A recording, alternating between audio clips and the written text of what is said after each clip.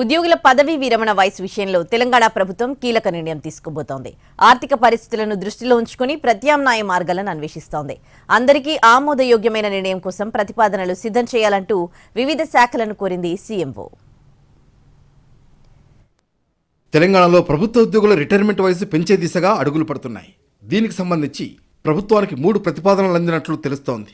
అందులో మొదటిది 1 ఏడాది ఎక్స్టెన్షన్, రెండో ప్రతిపాదన ప్రకారం రిటైర్మెంట్ వయసు 2 ఏళ్లు పెంపు, ఇక మూడో ప్రతిపాదనగా 4 ఏళ్ల పెంపు.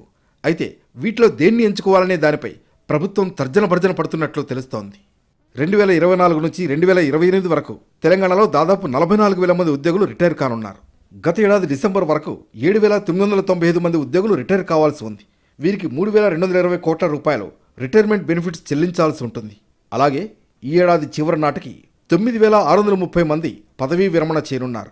వీరికి 4,000 కోట్ల రూపాయలు చెల్లించాల్సి ఉంటుంది. ఇక వచ్చే 5 ఏళ్లలో రిటైర్ అయ్యే వాళ్లకు బెనిఫిట్స్ రూపంలో సుమారుగా 20,000 కోట్ల రూపాయలు చెల్లించాల్సి ఉంటుందని అంచనా. ఇది అదనపు భారంగా మారిందంటున్నాయి ప్రభుత్వ వర్గాలు.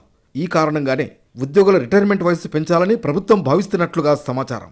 అయితే దీన్ని ఏప్రిల్ లేదా జూన్ నుంచి అమలు చేసే అవకాశం ఉంది.